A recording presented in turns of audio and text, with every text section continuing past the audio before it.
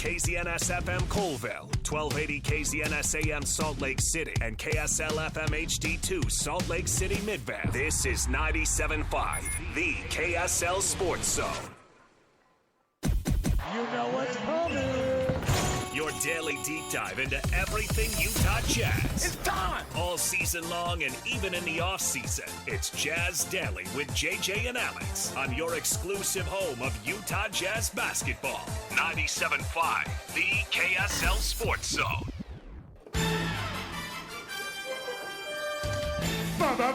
Basketball, gimme the ball because I'm gonna dunk it!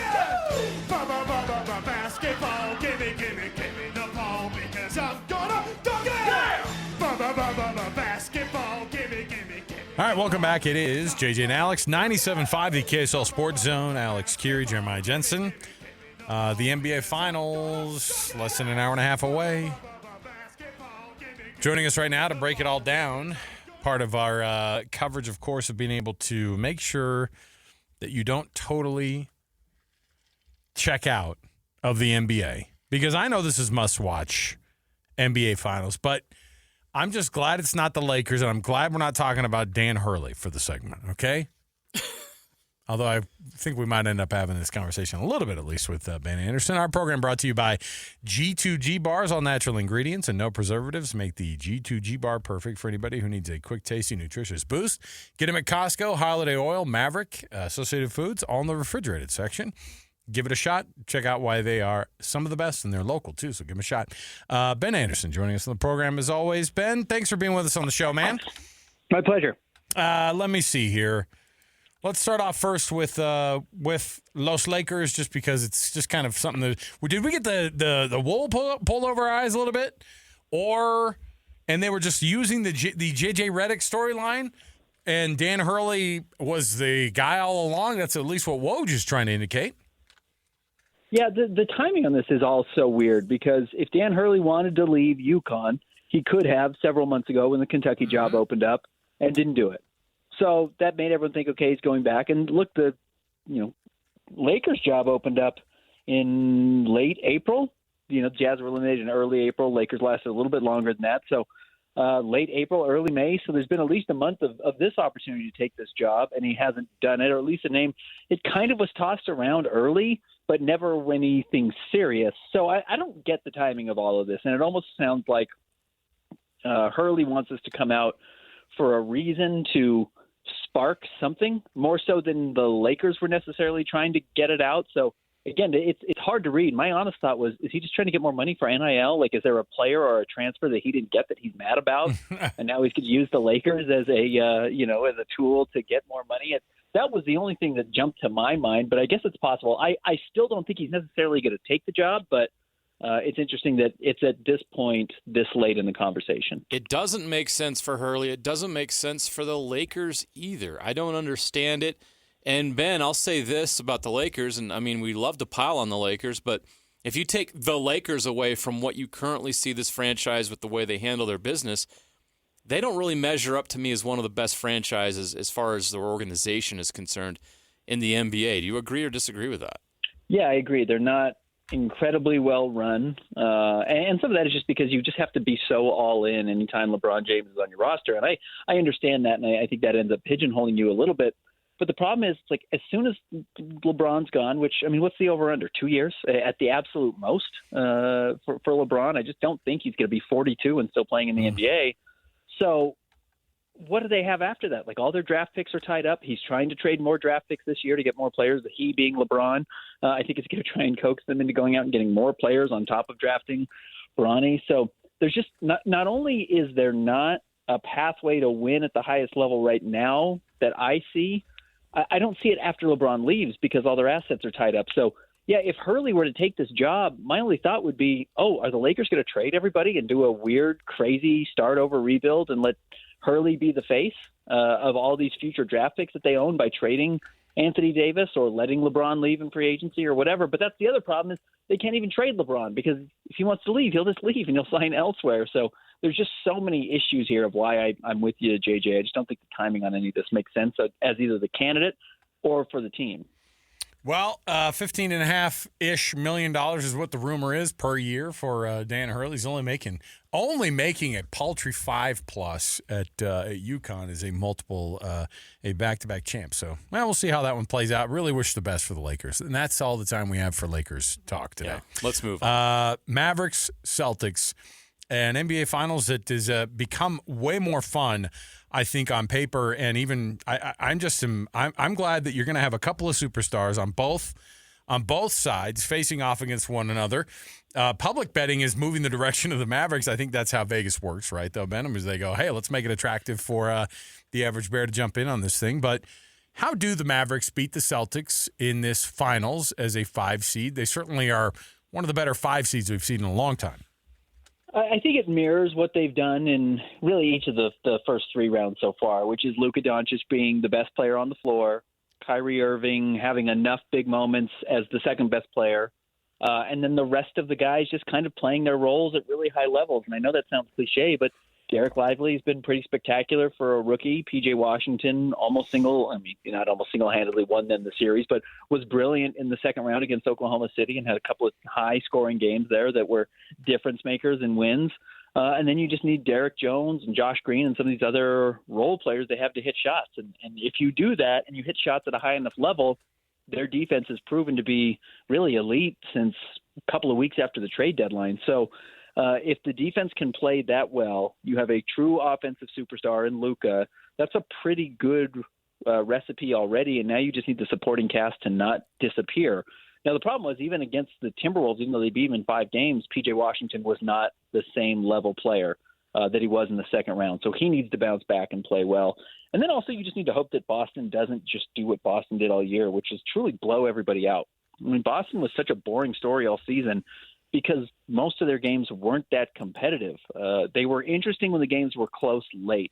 And I guess that's where there could be an edge for Dallas as well, is Dallas has 2 great clutch players in Luka and Kyrie, and the clutch numbers said that.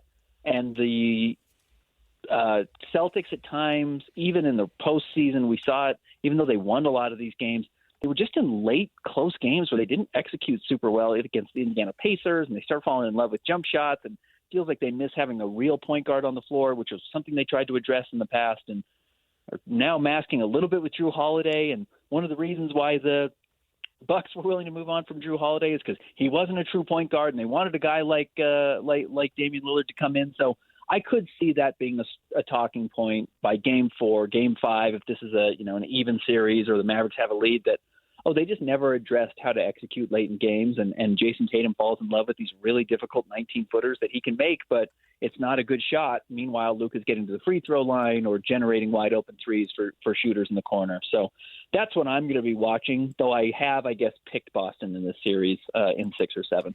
Which team feels the most pressure to win this series, and how could that impact how this plays out?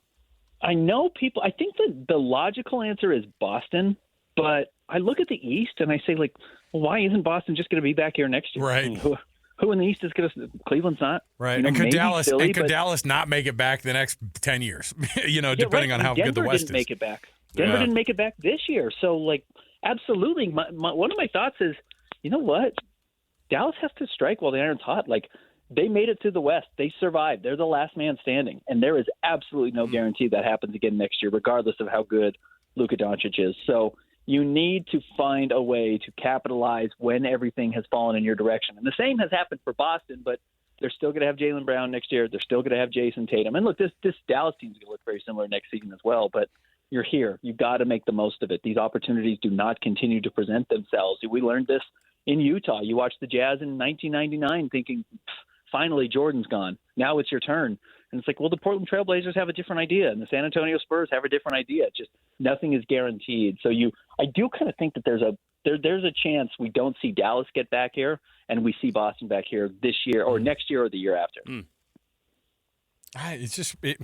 I also look at this series and go, I want Dallas to make a 7-game series out of it at least, because I don't want it to be this automatic, we all knew Boston was going to be the favorite in the East, and if they were going to get back, then maybe the Nuggets were going to be the team. And the Nuggets, of course, kind of, ended up running into another really, really good team in the West, and that wasn't even this Dallas team. So in the end, it's this Boston team that is going to be good for a while because they have young talent. How long can Dallas keep a roster like this together? How long can Kyrie stay really, really good? Because I think we all know that, Luka's going to be pretty good for quite some time. Yeah, the nice thing is that they are pretty young outside of Kyrie. Luka's only 25. P.J. Washington, Daniel Gafford, Derek Lively are all under contract for the foreseeable future. So that's really their benefit. They made some difficult trades for their future assets. Again, we've talked about the Lakers not having anything. Dallas isn't going to have anything either. But they did do this with the idea of keeping this window open through Luka Doncic's really the end of his next contract, which now we're looking at like 2027, 2028, depending on when he signs and what that extension looks like. So they are trying to make sure that he feels comfortable signing that deal and that they'll be good enough to compete as long as he's there. And that's obviously mega valuable for them, and it's certainly worth some future first-round draft picks, even if they end up being in the lottery. So this team should be able to stick together, but even Derek Jones Jr., who's their best perimeter defender, is going to have the job of defending Jason Tatum tonight or Jaylen Brown when Tatum's off the floor. He signed this season on a minimum contract, and next year they're gonna try and keep him, and they're gonna have to move some pieces to save some money. I would look at a guy like Tim Hardaway Jr. that they're gonna have to give away so they can spend some of that money on Derek Jones Jr. But there's a chance he's gone. And again, we saw what happened with Denver when they lost Jeff Green, who's a so-so player at this point, and Bruce Brown, who is good but not an elite player. You lose a couple of those important role players, even if they're the sixth or seventh best player on your roster, and that can be enough in the West that is just so cutthroat every year. Should be a great series. I think it's going to be awesome. It all starts tonight. Game 1 should be must-see TV. Let's switch gears to the Jazz offseason, and I guess we have to begin by addressing the Jazz rebrand. I believe you broke the news a month or two ago that they were working on a rebrand a lot earlier than people thought was possible, and we saw that rebrand. Just overall, your thoughts on that, and did they get it right? Yeah, I see a lot of Jazz fans like, hi, baby, this is doing fantastic. Like, Jazz fans are thrilled compared to what we have seen in the past. They just, with what the feeling was about the yellow jerseys and the super minimalist and disappearing from the Jazz note look, Jazz fans were unhappy and they wanted the mountains back. And I was okay with the radical change. I don't have a problem with teams trying something new.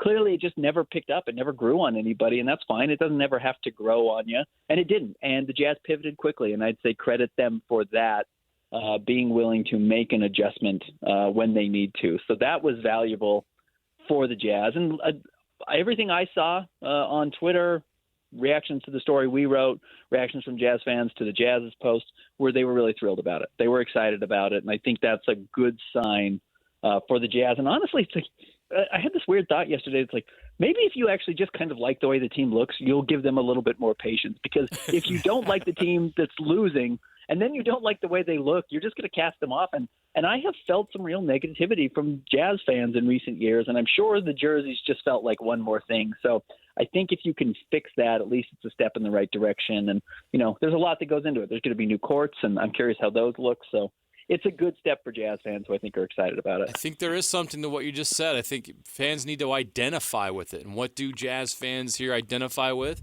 They either identified it with the Stockton Malone note or the NBA Finals mountain jersey. You know what I mean? Like, branding matters. Well, and we were okay with, honestly, fans were okay with, this black and white and yellow and black and all those things. It was almost bearable for a moment while the team was winning. And then as soon as they started losing again, then people are like, I'm out. I hate this rebranding. And you're right. If you kind of go, hey, a nod to the past and we're going to give some time to this thing, maybe it does. I mean, maybe it buys you an extra little bit because, like you said, people want to be able to wear the gear without being embarrassed to wear the gear, right? You want to be proud of. You want to be proud of the gear you're wearing. And I mean, this was a radical change for the Jazz in so many pieces, not just the jerseys. I mean, Danny Ainge came in. Yeah. You had new ownership in Ryan Smith. You had traded, 5 starters from the year before by midseason when you traded Mike Conley? Like, everybody was gone, essentially. Only Jordan Clarkson was a holdover. It was just unrecognizable. And I think the jerseys were the cherry on top. So in that sense, I get it for Jazz fans that they felt like they had lost this team that they had fallen in love with. And this feels like, oh, it's the same old Jazz. It's still the team you know. It's still the team you love. And I think that's what Jazz fans got back yesterday. What does the rest of the summer look like timing-wise? I know that the Finnish national team may or may not get some time with their superstar, with Lauri Markkanen still trying to nurse that shoulder. What does the summer look like, though, for this Jazz team? And obviously when the end of the month comes and the draft comes, that will kind of determine a lot. But where do you see some pivotal moves happening for this Jazz team? Yeah, I can't believe the draft is 3 weeks away. I mean, that's just me, in my coverage and how quickly it's gotten here and how much I feel like I still have to do before we get there. But between the jerseys, between the hockey team, between the arena conversation, it just feels like it's really sneaked up on me this year. So that's happening quickly. Danny Ainge, who really is not a liar, like he'll tell you a lot of what's going on. He's pretty candid, I think, in his few media appearances. He said they're going to try and make, big game hunting moves leading up to July. And if it doesn't happen in July, they will put it off and wait until the next time they can build the team. But remember last year they traded for John Collins before free agency started. Now they couldn't actually make it official until like July 6th or 7th, but that deal was done in late June. So, I mean, that means the next 3.5 weeks, you could have some significant movement for the Jazz. And I'm certain they're on the phone and making calls and trying to see what's out there and seeing what types of moves can be made. So I'm kind of at this point where I'm gearing up for the draft and then also recognizing, like, if the Jazz are going to make a big move that's going to actually impact the team next year, it's not going to be the 10th pick. It's going to be what they trade the draft picks for or trade some of these existing players for. So I'm trying to keep both of those things balanced. But I think the draft is clearly the next big step for the Jazz. I mean, I think they are going to make that 10th pick, if not aggressively try and move up in the draft. And I could see that being a realistic possibility because it's hard to move up in most drafts. This is a year that you can do it. It is similar to 2013 in that sense. Remember, the Jazz traded up to get Trey Burke on draft night, which didn't end up being the right move. They tried to be aggressive. And you know what else? They bought a pick that was easy to buy in the late first round, and it turned into Rudy Gobert. So sometimes you win, sometimes you lose. Overall, that ended up being a pretty good draft for the Jazz. So we will see what that looks like. I think there's going to be movement on draft night because I don't see the Jazz making 3 picks. So now there's a new player eligible in the first round with the 10th pick, Nikola Topic, who's hurt. And if he's going to be hurt, and even if you think maybe you rest him for a whole season, maybe you do make the 29th pick, and that's a young player you can have on the roster while the other guy rests and rehabs for a full season. Maybe you put yourself in a situation like that. But you go from there, and then free agency is going to open, and the Jazz have a bunch of money. And kind of the weird part is they can spend the money, or they can save it and give a bunch of it to Lauri Markkanen, renegotiating his contract and then extending it. So there's actually a lot of moving pieces for the Jazz this summer. Before the Olympics come, where they're not going to have any participants, it doesn't look like. But you've got Summer League coming up the second week of July this year, then they head down to Vegas. It's going to be a roller coaster starting about a couple of weeks from now. I think you're going to really start to feel this thing gear up. Can't wait for all the fun. And you've really dug in on the draft. You can go to KSLSports.com and read Ben's profiles on some of these prospects. As you're doing some of this work, what stands out to you with keeping in mind that the Jazz do have that number 10 pick, and this may be a draft where they could move up or whatever, but just how do you feel about some of the talent as you dig deeper? Have you found anybody you think, oh, maybe this guy is better than people think, or maybe this draft is a little bit better than you think? What have you learned? Yeah, this draft is much better where the Jazz are sitting than if, they had a terrible year and had the second pick and you're like, well, they were the second worst team. Like that's a bad year. What the Washington Wizards are doing is kind of funny. For them to tank this year of all years, and look, they're going to be horrible again next season, so they're going to be in the right draft, and that's going to be a good one again. So they're going to be fine, and they're going to get elite talent there. But to tank this season as hard as some of those teams did where you only win, 21 games, that would be much harder to swallow, I think, versus you pick 10 again. This is actually the right year to be drafting 10 because the talent between 3, 4, and 5 and what I see at 8, 9, 10 is just not that different. And there are guys who are mocked to 10 in some drafts that are going 4 in others or going 3 in others. And I really think that's not unrealistic, and we're not going to know who ends up getting selected until, last year, other than Cam Whitmore, we had a pretty good idea of everyone who was going to be, in order. And we're not going to see that this season at all. And I think that's actually kind of fun. But what I like for the Jazz is there are big wings, which is something they desperately need. Everybody seems to play a little bit of defense, which is good. The Jazz need defensive players. And again, it's young guys with some high upside. It just kind of matches what the Jazz do need. Now, if they wanted to go with an older player who could step in and contribute right away, there is a Dalton Connect out of Tennessee who was the SEC Player of the Year, and he would step on the floor, and I think he would play immediately and probably do a lot of what Simone Fontecchio offered last season. And you can wrap your arms around that if you're a Jazz fan, but I think you're going to get another young guy who steps in, who has some high upside, and you hope he hits. You hope he clicks, and he's one of the better players in the draft and somebody you can build around. And I don't think that's impossible to find in this draft. I wouldn't rule out a player in the Jazz's range end up being a pretty significant difference maker in the NBA. My vote is you just can't have a Keyshawn George and a Keontae George both playing guard for you. That's my only. That's my only vote. It's just a broadcaster's nightmare. Look, Locke could figure it out, but we would have a hard time up and down the floor trying to figure out. Oh my goodness, George, and one was from one draft and the other was from the very next draft. And so, Ben Anderson, you can see the full breakdown of everybody on his possibilities of people who could be taken by the Jazz and also who could be available. So it's also important that you tune in every day with Jake and Ben, of course, 10 to noon, and then read Ben's byline on KSLSports.com. Ben, thanks for the insights, man. We appreciate it. We'll chat with you as we get closer to the draft here. Thanks, guys. See ya. There you go. Thanks, Ben. Great stuff. You can't draft Furphy, just for namesake again. You can't draft George. Yeah. You already got a K George. Come on, man. Now watch the Jazz. They'll do both of those things because they both have the dreaded terminology upside, right? All right. Oh, we got some stuff to give away. Is that what you said? Uh-oh. You ready for this? JJ, ineligible, but calling number 12 right now can win. Pair of tickets to see Real Salt Lake taking on the LA Galaxy on June 22nd at America First Field. LA Galaxy, down year for the Galaxy, right? No, they're good. Oh, they are. I'm trying to figure out which LA team is good. LAFC's taken a slight step that's back. what it is. Maybe that's what But they're still they're in the mix. I mean, there's not like Seattle and KC. Those are teams. Those are the big dips. Those are the big dips. They've taken dips. However, anytime you can Portland, FC Dallas. If you can dunk on any LA team, and if you can dunk on the LA Galaxy, you do it. If you can absolutely, and Real Salt Lake, by the way, leading the West, and 13 game. Is it 13 match unbeaten streak? Unbeaten. Yep, it is 13. How many wins in there versus how many draws? 9 wins, 6 draws, 2 losses all year. Not bad. Not bad at all. Okay. Caller number 12. Pair of tickets to see Real Salt Lake and the LA Galaxy on June 22nd, America First Field.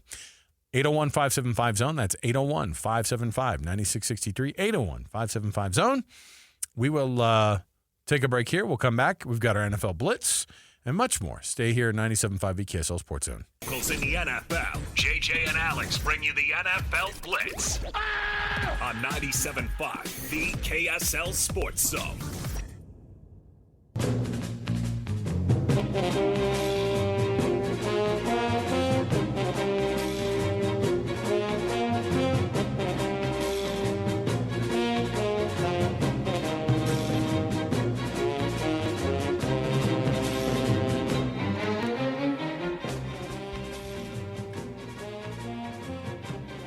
Welcome back. 97.5 KSL Sports Zone. Alex Curie, Jeremiah Jensen. That music, of course, means we've got some NFL Blitz action for you. Let's go blitzing. Yeah. By the way, coming up, for all you cricket fans, I have some breaking news. Some breaking cricket news. USA Cricket has taken over the world. I don't know how we're going to tackle that, but we're going to try it. Give it our best. Fight fans, the Professional Fighters League, making its debut in Salt Lake City on June 21st at the Huntsman Center. Jaw-dropping knockouts, lightning submissions, every fight promising to be an adrenaline-filled spectacle. Tickets on sale now, Ticketmaster.com for the PFL. Salt Lake City, June 21st. Jeremy, did we give away those Real Salt Lake fans? Well, yes, we did. Real Salt Lake tickets? Do you think that... Oh, boy, we're on a collision course for Messi. Is he going to play, though? in the Cup final? Who knows? He gets to pick and choose what he wants. Well, to do. but at the same time, What mood is Messi in today? I don't know. Do I play or not play? I don't know. I'm loving the accent. You know, do I play or do I not play? Was that close to an Argentina accent? I mean, you know, you live there. He's funny because he will not. He doesn't do anything but Spanish. I know. It's not the kind of thing where it's like, and I think that a lot of guys, Major League Baseball, you see a lot of this too, where it's like, no speak it. Yeah. And you're like, I bet you do. Yeah. But it's a good way to avoid any kind of media interaction. But there's huge marketing opportunities 100%. 100%. For bilingual sports stars. But in Messi's case, you don't need any sort of marketing, anything. He's that good, yeah. I agree. You've got this money rolling in. So it's funny, you know? But man, it would be awesome. Do I get sent to cover it because I am the Argentine you are. of the group? Let's go. You are. You're in. And I can speak football, all right? Better than cricket. I didn't know where the LA Galaxy was on the Western Conference tables. So LAFC is ahead of the LA Galaxy, but they call it tables. Wow, see, good job. I know. It's just the thing. Here's how it works with the NFL Roundup or the NFL Blitz. I give you an NFL story, and then we talk about it. Jalen Hurts, the Eagles' offense, according to Jalen Hurts, is 95% new with Kellen Moore. Was the offense the problem in Philly? New. Why is that? Nick Sirianni is still the problem. So overrated. Well, and you get to the Super Bowl, and in Philly, it goes about as well for you to not just go to a Super Bowl, even winning a Super Bowl. Ask Doug Peterson how long that lasts. Yeah. And it's not just in Philly, but it's just like in any of the pro sports. It's hard. In 2024, it's like, hey, I know you won 2 years ago, but like this last year, we went 8-8, or I guess 8-9. Woo. Or you missed the playoffs, you're fired. And it's like, well, I brought you your first Super Bowl in 50 years, or that was their first Super Bowl ever. Correct. In Philly. Doesn't matter. Jalen Hurts says the offense is 95% new with Kellen Moore. I like Kellen Moore as an OC. 95% new means the only thing that is stuck around is probably the tush push. That's probably the 5%. And when you've got a quarterback that can squat 500 pounds, you take advantage of that. Oh, yeah. Jacksonville City Council has limited the Jaguars' international home games. Or hopes to. They're going to try to. Yeah, the NFL's like, go ahead and try it. Here's the thing. If their owner was like, oh my gosh, the NFL just keeps putting us in London. We got to fight against this. Where can we get our city council? I'm in London. The powerful, the powerful Jacksonville City's council, right? Oh yeah, they really swing a big stick. Shad Khan really is like, I've actually applied for more international home games. So if there's going to be a team that's going to end up in London, I get it, Jacksonville City. You fight for your team. But your owner does not care where you're playing your games. He thinks that he could be more successful in London than he could be here. And he might have a point. How many, well, I don't know, a London team and then still 2 franchises in Florida. It'd be 2, yeah, right? Because they have 3. Am I getting them mixed up? How many NFL teams are there in Florida? Just you the got 2? Jacksonville, Miami, and Tampa. Tampa, that's the one I always Don't forget the Bucks. So you take one of those away, you put it in London. Jacksonville's basically in Georgia, though. I get it. I get you have a market situation there. Yeah. But guess what? I mean, I was just in Georgia, and the Georgia Bulldogs are a bigger deal than the Atlanta Falcons are. Agree. So guess what? That means they are 3rd place in the state of Georgia. Yep. So if they're in London, people care more about the Gators than the Jaguars. That's a problem for the Jaguars. For sure. And I would, if I'm Shad Khan, try it out, go to London. I bet the NFL's going, yeah, we'll try it out. We've already got 3 freaking teams in Florida right now. All right. Anthony Richardson says soreness to his repaired shoulder is nothing to be concerned about. Soreness, according to anybody, should be a problem. Anthony Richardson is an exciting talent, but the soreness to the repaired shoulder, it's a problem if you try to play through that soreness. Anthony Richardson is, what was he, the overall? Was he the 3rd overall guy? Number 4? 4th overall pick? Either way, top 5 pick as a quarterback, and he showed tremendous promise before he got hurt last year, right? Even more so than I think we gave him credit for. At least me. I was like, there's no way. When he played. Yes, there was no way this guy's going to translate from being just a strong-armed quarterback at Florida who went 6-6 his senior year, that he was going to suddenly be successful in the NFL, and he kind of proved me wrong. When he was healthy, He was better than Bryce Young. and he was hard to figure out. He's a phenomenal athlete. And if you are sore and you have soreness in your repaired shoulder, if you're the Colts, you better sit that dude until he is 100% not feeling that soreness, right?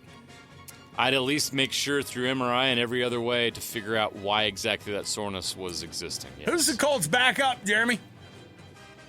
Is it Jacoby Brissett? Nope.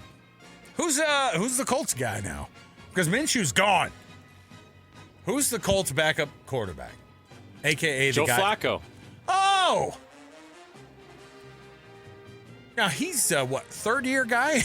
3rd-year guy, yeah. Joe So, Flacco 100 Jr. 100 Son of Joe Flacco. Slovis is 4th team. That means you're on the practice squad, maybe. So Flacco has been in the league 100 years. He has 74. Oh, Sam Ellinger, that's right. He's got 74 concussions, Joe Flacco. So, yeah, you know what? If you're the Colts, you wait this thing out until Anthony Richardson is 100%. Don't do this. Agree. Can't do it. Justin Tucker says he's excited about the new kickoff rule. Says he's ready to make tackles. You know what else Justin Tucker's excited about? That Harrison Butker is not the most hated, or is now the most hated kicker in the entire league, and not Justin Tucker, right? I love how Justin Tucker's saying, "Yeah, I'm ready for the new kickoff rule because I can't wait to hit somebody." Don't say that. He's just going to kick it out of the end zone anyway. Not only that, he's going to get freaking. You don't say that to guys. He's working out more to get bigger. Yeah, you can't do that. Boom, boom. You can't do it. Don't say that if you're a kicker. I can't wait to hit guys, because then people are already like, "Oh, I'm going to hit that guy right now." All right, we've got some stuff to come back to. It's our best and worst. Like I said, hot cricket news right around the corner, and much more. Stay with us. 97.5 EKSL Sports Zone. Wrapping up the hour with our picks for the best and worst moments on today's show. As JJ and Alex want to hear your best and worst of the day.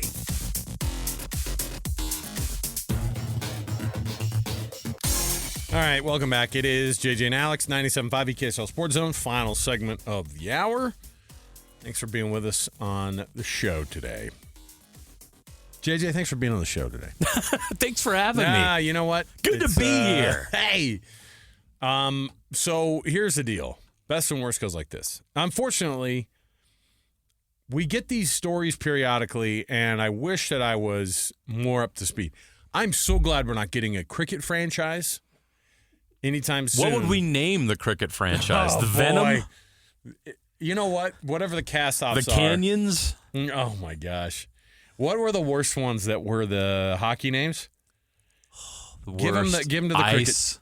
cricket. The ice wasn't nearly as bad. I think Venom It's like sucks. naming your football field, football team, The the grass. grass. Yeah. The turf. You know what? I don't hate the grass. I don't hate the grass. Do you remember Jones Soda? I mean, they still make Jones Soda. Yeah, no, but it's they really did a good. grass flavored to honor because they're from Seattle. Yeah. So they did like a whole Seahawks pack. They did a grass flavor. They did a like stadium nachos flavor, but they also did sweat. That was For a minute there, I thought it was like a weed smoking theme you had going on there. No. Grass and nachos. No, but for Seattle, that would be would on fit brand. right in up It would be there. on brand. That would make sense. The sweat. You know what? The Salt Lake Sweat's not bad Okay. for a cricket franchise. I'm saying the reason we bring this up is because I don't know. I'm going to get a lot of this wrong, but the U.S. in a precursor to the cricket T20 World Cup. Am I saying all You're those not things up right? on cricket? Alex. Now T20. You know what market you work in, right? Yeah, right. T20 is different from regular, like the regular test cricket, which lasts days. Which, by the way, I don't know how it made it. I mean, it's a testament to us being desperate for sports. When you make a sport that's like, hey, this is going to last 4 or 5 days. And we go, we're okay with that. I don't have anything else going on. Like that's where we've were. waited a week for the NBA Finals. I know. We got to wait another week for the Stanley Cup Yes. Finals. So the T20 is like a shorter version of cricket. U.S. has their own version of that. Right. T20 shorter version of cricket. And by the way, if you're talking about world powers in cricket, you're going to go India, South Africa, England's typically in there. Pakistan's always top 3, top 5. I love what I mean, I don't know. Everybody fears Pakistan. When I looked at my power rankings this morning. Where does the U.S. rank on the cricket power rankings? Low. And I'm going to say this with This is a pretty big deal considering their payroll. I know. I'm going to say this. We beat Pakistan Whoa! in the T20. What? Down in Dallas. How? What cricket? I didn't even know that the stadium were they U.S. at? played cricket. We have a USA cricket team? We do now. And T20. We just upset Pakistan in the That's in massive. a precursor to the. Now, I don't know how to read these scores. 159-7 sounds like a blowout, but it was 159-7 for Pakistan, and then we answered with 159-7 of our own. So it went into checks, notes, a super over, which I guess is overtime. Okay. And we won the tiebreak. I don't know. Did Pakistan get Quite arrogant of cricket to assume that their overtime's better than everybody else by calling it super over. I know. I'm assuming it was a golden goal by the, Golden US. goal. showing our. Do they have an Elam ending in Pakistan in cricket? Yeah, that's what they got. So, bottom line is that's our best of the day. Is that now we were trying to figure this out because honestly, we're saying all this because we don't know that much. We're not saying it because we're making fun of cricket. We're making fun of ourselves because we don't know enough about cricket. Cricket is worldwide.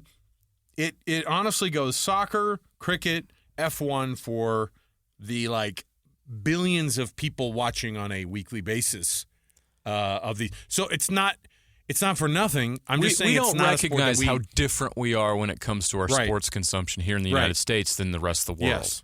And cricket is king, man, like in so many other places on this planet, including some of these like I said, India, Pakistan, England is always very, very good. South Africa, very good. Australia, always very good. New Zealand has a pretty darn good cricket team. But India and Pakistan are like the classes, and the U.S. upset Pakistan in a precursor to the world. It's like Angola beating USA in Olympic basketball. We're trying to figure out what this is. I think that's it. That would be the comparison. It could also be maybe that's what the U.S. beating the Russian national team in 1980 in the Olympics. Okay. In hockey. That's not big of a deal. Right. So there you go. The worst is, and this is a terrible story, this is out of Kansas City during OTAs. B.J. Thompson, a defensive lineman, reportedly, the first news that we saw, maybe you saw the same thing this morning, JJ, it was like an unnamed player during OTAs gets practice canceled because of an undisclosed medical condition, and it turns out it was B.J. Thompson, a defensive lineman, and it was during a meeting, went into cardiac arrest. And the good news is he's stable now, but they canceled practice for the rest of the day, and that's always scary. It's one thing to be, sitting in or going through practice that periodically you have this type of an issue happen at a high level athletics. You'll have somebody maybe go into a cardiac arrest or whatever it might be. Think of, Bronny James had his scare last year with USC on the basketball team, and this is equally scary. So glad to hear that he's stable, and you just hope that that a career isn't totally derailed for something like this, but that's small potatoes compared to the part where he's alive today still. I have no idea the circumstances. I don't know how they were able to get him stable. It's likely that somebody stepped in and knew what they were doing. Yeah. And hopefully one of those machines was available and they took care of it there at the facility.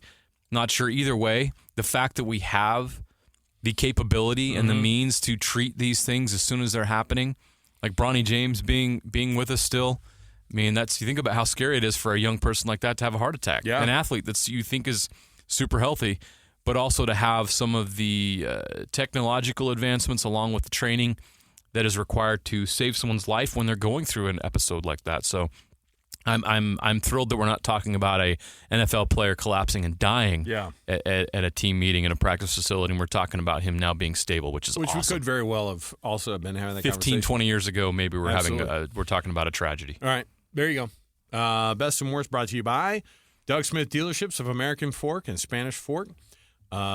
Great service starts with know-how, and nobody knows like Doug. And those Doug Smith Dealerships in American Fork and Spanish Fork appreciate their sponsorship of the program. And your best and worst every day brought to you by Doug Smith Dealerships. All right, we'll take the break. We'll come back. More to go around the corner. 97.5, the KSL Sports Zone.